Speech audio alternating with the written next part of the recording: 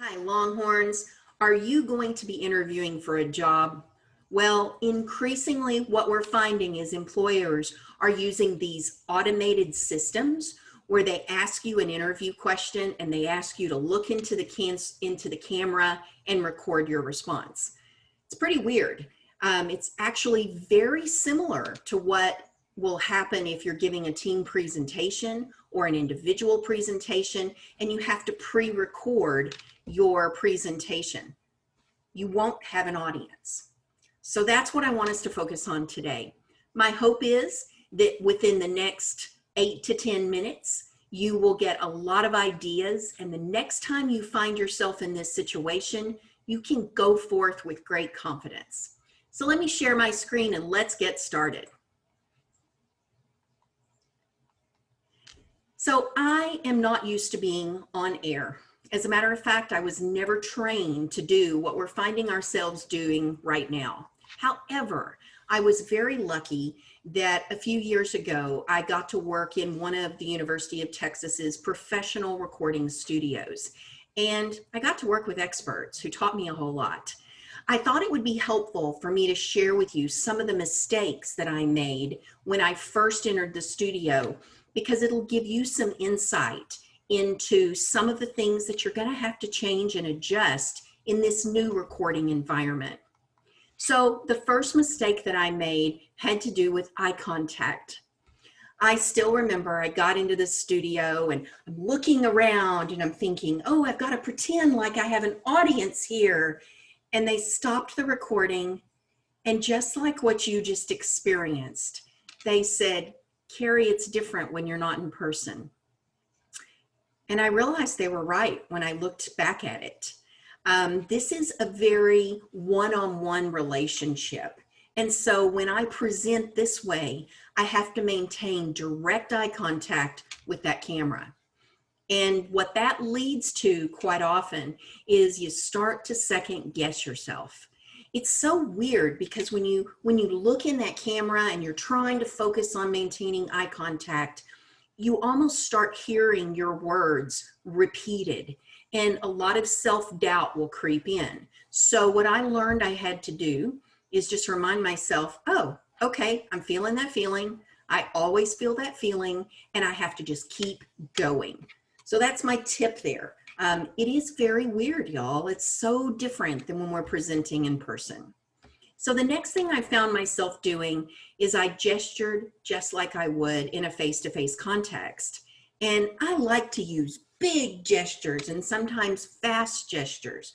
The problem with that is that with video speeds and internet speeds, you actually need to slow that gesturing down so that the motion can be seen. Very different, but also a pretty easy adjustment to make. I also showed up to one of my video shoots in a polka dotted shirt. No, I thought it looked nice and professional, but all of a sudden when they showed me what it looked like on film, it looked like I was wearing glitter. And every time I would move, the polka dots would move. Y'all, solid color. We have to go with solid color clothing to look our absolute best on camera. The other thing that you may find yourself needing to do is ask rhetorical questions. Well, when you ask one of those questions, the amount of time that you need to pause online and give people time to think, it'll feel like eternity. But it's so good to do because it actually gives your audience a bit of a break and they can think. If you just plow right on, moving as fast as you can, eventually that gets exhausting for your audience.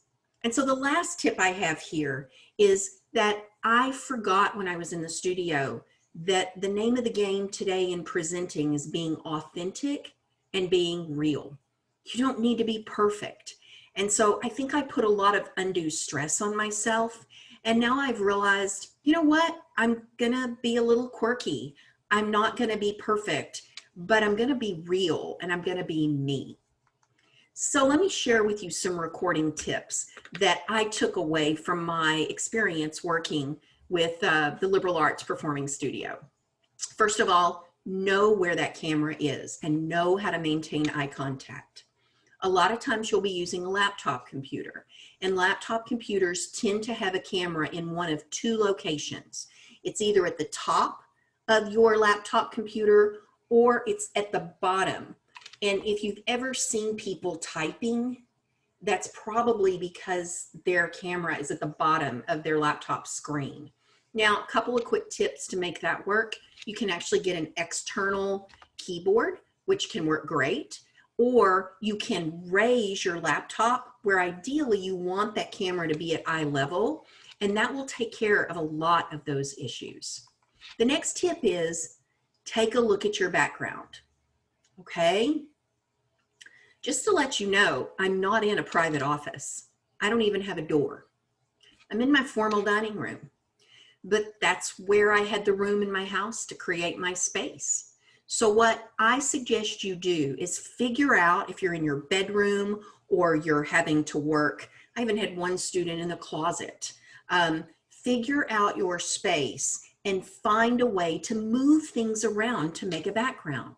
I actually pulled up a bookcase to put it behind my desk, moved in this plant over here to kind of create me my own space. I would invite you to think about ways to create your own space as well, but don't feel like you have to spend a lot of money to do it. Next recording tip, you want light on your face. If you have ever seen people who are really dark, but there's a bright light behind them, it's probably because they're in front of their window. You actually want to face natural light if you can at all. You also want to make sure that your gestures are more slow and deliberate, okay? And that's hard for some of us who have long habits that we've got to break. But use some gestures. I have found that if you try to hold your hands and not gesture at all, it'll probably make you look a little stiffer than what you want to look, especially if this is going to be a job interview. Y'all, you want to be as relaxed as you can and really convey who you are. Next thing is audio. Every system is different. Check to see if you have excessive echo because you may need to adjust your settings. You may also need to use some type of a headset or have an external mic. The way that you get away with not looking like glitter, you're wearing glitter on camera, is to wear those solid colors. Now, what I tend to do is I tend to put a color with a dark jacket, and that tends to work pretty well. The reason it's a problem to wear all light colors or all dark has to do with the camera, and the camera has a lot of trouble readjusting to those extreme contrasts of color. Now, another trick that I use, you may not have one of these, but do you have a remote mouse? If you've been giving a lot of presentations, you may, and I actually use mine even though I'm seated and I'm not in front of people, because what it allows me to do is instead of looking down and finding that button to click every time I need to advance my animation, I just click, okay? And I didn't have to have my eye contact leave you. So let's talk about how do you cope with this, y'all? It is so weird. First of all, I want you to know going into this, it's going to feel strange. It will not feel natural, okay? You've got to know that this is coming and prepare yourself for it. The best tip I have there is right before you start, let's say you're having to do one of those automated interviews, take a nice deep breath, let them ask you the question, and then when you hit record, you are ready to give your answer, okay? A lot of it is a mental preparation going into this and kind of playing games with yourself to help you have more confidence in this setting. Also, think about how to work with your video and make sure that you're confident. If you need to click any buttons, click record, practice that before you go live. It's amazing what a little practice will do. And then remember, be yourself, because the bottom line is the reason that this feels strange has to do with something I learned back in physics in high school. And essentially we studied black holes and this idea that light gets sucked into black holes and then it never comes out. Well, I actually think that that's very much what presenting in this format feels like. You're trying so hard to communicate and you get no feedback whatsoever. So just realize that's the way it's going to be. Y'all, we can do this. I know we can. I want you to go in and your next interview should be fantastic. Use these tips. Take a little bit of time right now and think, what can you use? How can you get prepared? So the next time you have either an interview or a presentation, you're a lot more confident. I'd like to end by saying that this is a strange format to get used to, but once you do get used to it, I think you'll be able to really do a nice job. Think about practicing. Think about contacting a friend, recording yourself, watching your recording. It is really important, because this is such a different format, that we take the time to learn how to do this the right way. Y'all, I wish you the absolute best. Thanks so much for your time.